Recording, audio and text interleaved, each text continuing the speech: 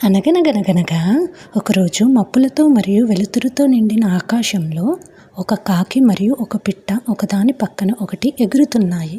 అవి చాలా భిన్నమైనవైనా ఆశ్చర్యంగా మంచి స్నేహితులయ్యాయి. అనుకోకుండా ఆకాశంలో నల్ల మబ్బులు, ఈదురుగాలులు మొదలయ్యాయి. మెరుపులు మెరిశాయి.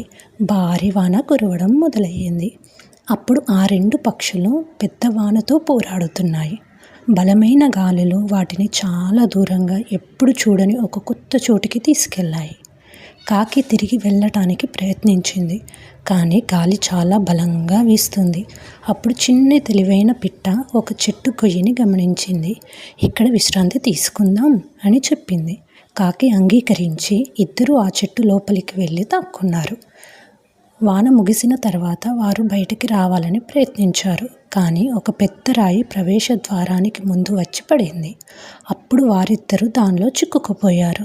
కాకి తనకున్న మొత్తం బలంతో రాయిని నెట్టింది, కానీ అది కదలలేదు. అప్పుడు పిట్ట, నన్ను సహాయం చేయనివ్వు అని, నీవు ఆ రాయిని ఎత్తు, ఆ రాయి ఎక్కడ బిగువుగా ఉందో నేను చెప్తాను అని చెప్పింది. అప్పుడు ఇద్దరి సహకారం మరియు ఓర్పుతో ఆ రాయి పక్కకు జరపబడింది.